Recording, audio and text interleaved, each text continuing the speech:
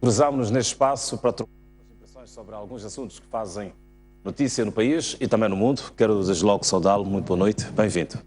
Boa noite, senhores telespectadores. Boa noite, Hermínio José. Começamos a semana com uma notícia muito triste. O titio Trotão, Ney Afonso, apagou-se. Eu lembro-me quando o meu filho mais velho e outras crianças nos anos 80 recusavam ir para a cama antes de ouvir o titio Trotão. Ele foi um encanto para todas as nossas crianças e pronto, lamentamos a partida do Ney Afonso, o titio Trotão. E as crianças desse tempo, lembrem-se sempre da alegria que ele vos trazia. Pois bem, vamos avançar e agora para ouvir o comentário do Dr. Sérgio Vieira relativamente à orientação do Banco de Moçambique ao Governo no sentido de baixar as metas de crescimento diante da suspensão da ajuda externa. Que comentário? Eu penso que aqui há muitas observações a fazer. A ajuda externa, a ajuda externa, a ajuda externa. Eu penso que o fundamental é sempre contar com as próprias forças. O resto pode apoiar, mas não é o essencial. E ainda hoje ou ontem vi na BBC aquela notícia fantástica de que a CIA deu pistas aos serviços secretos sul-africanos para prenderem Nelson Mandela. Bom, os interesses das transnacionais, os interesses das grandes potências pesam. O ministro Maleano declarou que humilhou-se ao falar das dívidas ocultas. Foi humilhação, não foi para o Maleano. Foi também para o Maleano. Foi para todo o nosso país. Foi para todos os moçambicanos. Foi para o Presidente da República que foi à Europa, por causa disso. Para o Primeiro-Ministro que foi a Washington, para o Maleano, para o Governador do Banco. Há vários fatores que jogam ao mesmo tempo. O primeiro, o terrorismo tem um papel muito relevante na baixa do crescimento económico moçambicano. Temos uma zona do país afetada, a circulação das viaturas é dificultada. Ainda hoje ou ontem mataram uma criancinha, mataram uma outra senhora, metralharam uma chibombo que passava. Bom, o terrorismo tem esse papel. Segundo, eu creio que é o fundamental. Nós temos muito baixa produtividade no nosso trabalho. Trabalhamos muito pouco. Veja quantos feriados, e depois são as pontes, e depois são as férias. Compare o número de dias que não se trabalha em Moçambique com os Estados Unidos, com o Japão, com a Coreia do Sul, com a China, com a Índia, qualquer deles, país muito mais desenvolvido do que nós. Temos uma semana de trabalho de 30 e poucas horas. Devíamos ter uma semana de trabalho de pelo menos 44 horas. Trabalhamos muito pouco. E depois interrompe-se para o café, interrompe-se para o chá, interrompe-se para o almoço. A função pública para às 15h30. E depois ao sábado não trabalha. Então alguém que tem um documento para tratar tem que faltar ao serviço para ir tratar do seu BI, do seu NUIT, seja o que for. Ora, isto paga-se, são milhões de contos. Eu creio que devíamos ter salários adequados aos resultados, inclusive com bónus que seriam distribuídos no fim do ano em função dos resultados do trabalho daquela instituição, daquela empresa. Portanto, quanto maior produtividade, maior salário. Maior seria o bónus. Pois. Absolutamente. Agora, e alguém me dizia ainda há tempos, e eu acho piada, e é verdade, aqui procura-se um emprego. Há países em que se busca trabalho. Estuda-se para ser diretor. Não se estuda para saber e saber fazer. Quero ser diretor, não é? Quero saber e saber fazer. Há toda uma deturpação do mundo real. E isso, evidentemente, é o fator, para mim, número 1 do baixo crescimento. Temos que contar com as nossas próprias forças. Não é porque o G14 ou porque o FMI, o Banco Mundial, não é isso. É nós. Comecemos por nós. Não se varre o jardim para depois varrer-se a casa. Primeiro varre-se dentro da casa para depois limpar-se fora.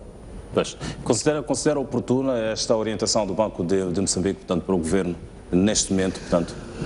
Eu não digo oportuno ou não oportuno, é real. Quando ele diz, olha, esta situação determina uma revisão das metas do crescimento, está a ser real.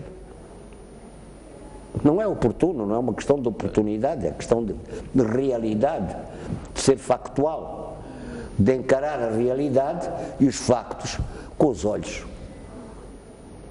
Outro assunto que vai dominar seguramente os próximos dias é a visita do Presidente da República, Filipe Nyusi, à China, portanto, na busca de parcerias económicas, numa altura também em que o país, como é sabido, não está a atravessar bons momentos, portanto, em termos económicos. Que comentários, portanto, esta visita e que ilações é que se podem tirar antecipadamente? Primeiro, eu direi que a China é um país que nos apoia desde as horas mais difíceis da luta.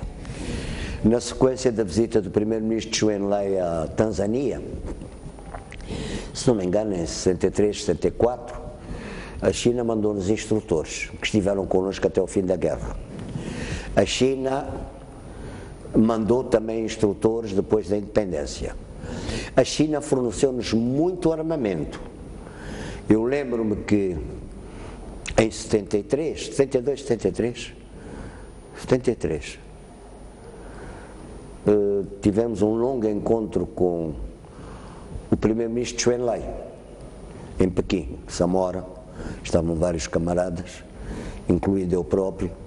Começou o encontro por volta talvez das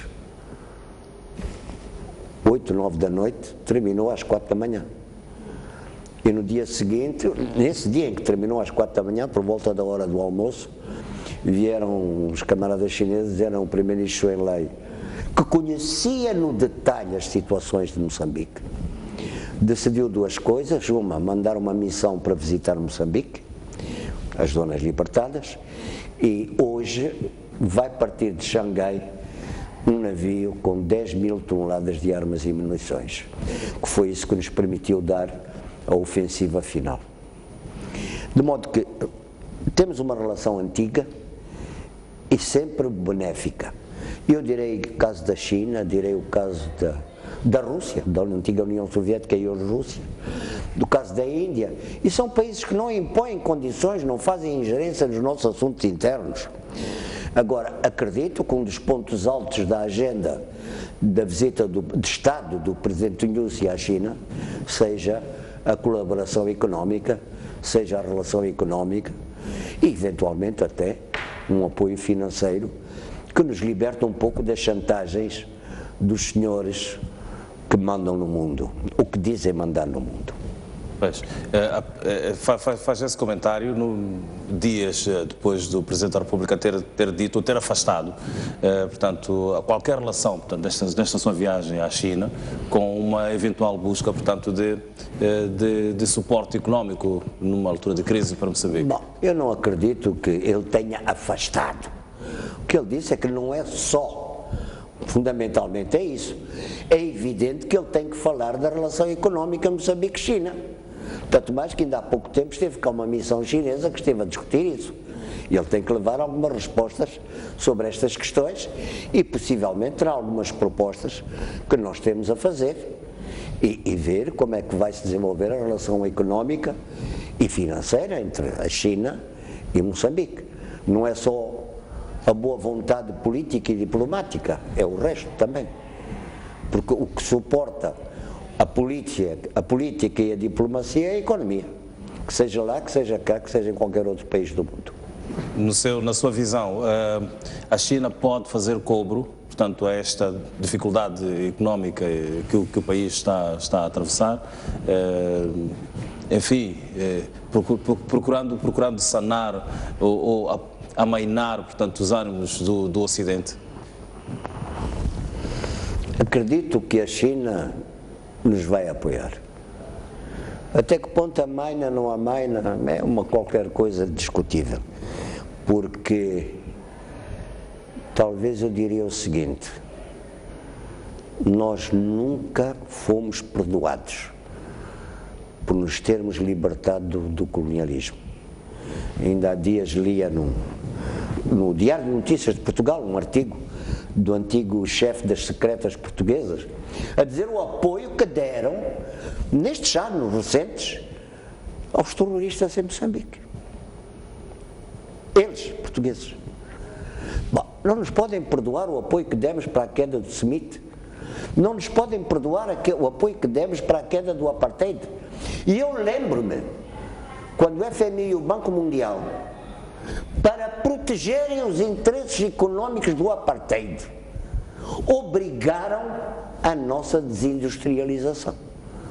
Mataram a indústria têxtil, mataram a indústria de construção com metal, que construía vagões de caminho de ferro, a Cifel, mataram o Ifloma, por favor, e era para apoiar as transnacionais que estavam ligadas ao Apartheid.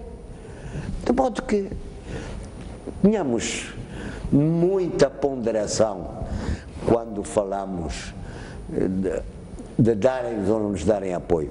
Acredito que com países como a China, a Coreia do Sul, a Rússia, a Índia, possamos ter uma relação mais sã, sem nos imporem, sem nos obrigarem, sem nos porem facas na garganta. Mas é verdade, esta história das dívidas ocultas não pode terminar de qualquer maneira.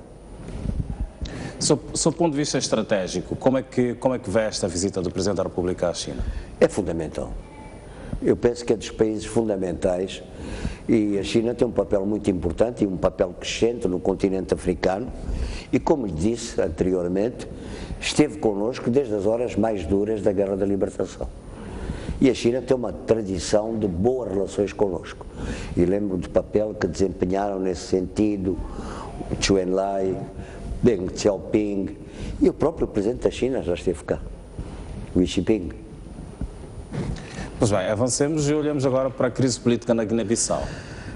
É um país irmão que está assolado, portanto, a uma crise que já vem de há alguns anos, vem tentando sair, portanto, da crise, mas à medida que vem tentando sair da crise, entra, portanto, numa outra crise. Hermínio José, pois. Não é de agora a crise da Guiné-Bissau. Lembra-se quando o Amílcar foi assassinado? Pois. Em janeiro de 73. Em dezembro, nós estivemos reunidos. Nós, Frelimo, a direção do partido esteve reunida durante 26 dias em dezembro. E um dos assuntos que se discutiu foi a situação da Guiné-Bissau. Tinha estado lá a visitar as zonas libertadas duas delegações, uma dirigida pelo camarada Panguene e a outra tinha sido dirigida pelo camarada José Oscar Monteiro. E nós sabíamos a situação e tínhamos serviços de inteligência. Eu próprio obtive informações do que é o trabalho que se fazia para lavar a cabeça, incluindo de presos políticos. Alguns desses presos políticos foram libertados deliberadamente para criarem a crise. Nós, em janeiro, o Presidente Samora decidiu que Chissano e eu, que tínhamos informações, fôssemos com ele para falarmos com Amílcar. E fomos falar com Amílcar. E demos as informações. E ele disse, não é problema, não é problema. E foi assassinado. Nós estávamos em Conakry quando ele foi assassinado. E quando não era problema. Quais são os problemas de fundo que o PIGC nunca resolveu na Guiné-Bissau? Primeiro, tribalismo, regionalismo, racismo. A Guiné-Bissau tinha muito poucos quadros. Vamos dizer que praticamente não havia ensino na Guiné-Bissau. Até ao ponto que se alguém da Guiné-Bissau quisesse fazer o ensino secundário tinha que ir para Cabo Verde. Não havia nada em Bissau. Então havia uma predominância de quadros de origem cabo-verdiana. O próprio Amílcar tinha uma costela cabo-verdiana. Eu quero dizer que a Guiné-Bissau era a colónia esquecida e o ensino era zero. Olha, como aqui, um certo momento, porque o Sul domina o Norte em quadros. É verdade, foi verdade. Mas porquê? Porquê? Olha, eu sou de uma província que é muito maior que Portugal e quando eu entrei na escola primária, em toda a minha província só havia uma escola primária oficial. Havia mais ensino aqui no Sul. E porquê? As igrejas protestantes. Os anglicanos, anglicanos nem tanto, presbiterianos, metodistas, etc., que estavam proibidos de entrar noutras zonas. Só havia os anglicanos um bocadinho em Messumba, mas não se podiam estender. Cabo Delgado, Nampula, Zambésia, Tete, Sofala, Manica, zero. Os protestantes, as igrejas cristãs, não eram autorizadas. Porque a Igreja Católica tinha um monopólio, era o Estado. E eu lembro-me que nesta questão da formação de quadros, eu lembro-me de uma declaração tremenda do então cardeal Dom Teodósio de Gouveia, em que disse em público, ensinar os pretinhos a ler e escrever. Sim, pode-se fazer, mas sobretudo a grandeza da nação que os educa. Sobretudo a grandeza da nação que os educa. Bom, esta situação nós soubemos trabalhar e enfrentar de caras e falarmos abertamente. A Guiné-Bissau não recuou. Fez-se uma espécie de manto de silêncio, resultado do assassinato do Amílcar. Depois da independência, não sei quantos golpes e contragolpes houve, o próprio assassinato do Nino Vieira, que já tinha feito um golpe contra o Luís Cabral, e a situação continua. E enquanto eles não enfrentarem os problemas de fundo, as questões do tribalismo, do regionalismo, não vão conseguir.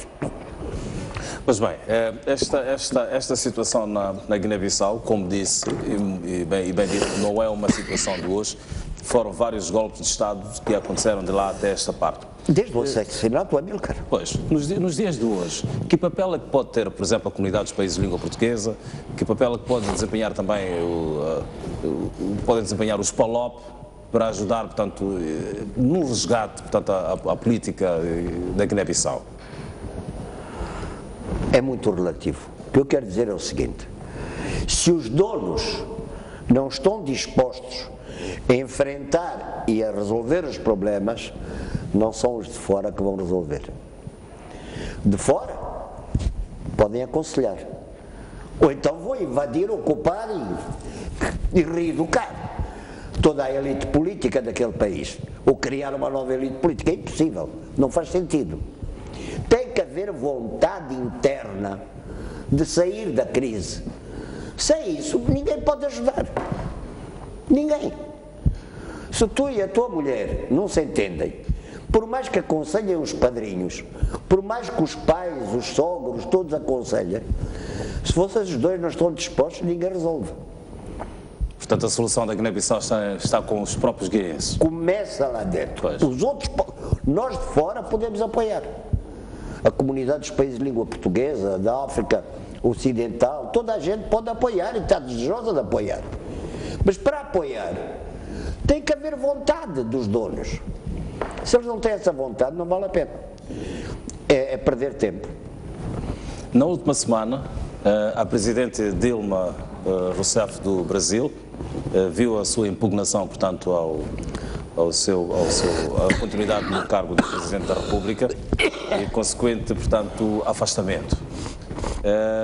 Quero comentar, portanto, esta troca de governo no Brasil, como é que a vê, que leitura faz e que tempos se esperam, se prevêem para o Brasil, o futuro sem a Dilma Rousseff e, portanto, com esta impugnação?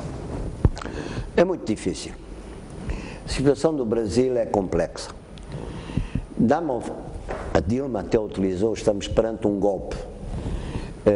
Eu creio que há uma ofensiva das direitas no Brasil, extremamente forte. Digo bem, extremamente forte. Porque Lula e Dilma, o PT, cometeram diferentes atropelos aos interesses da direita.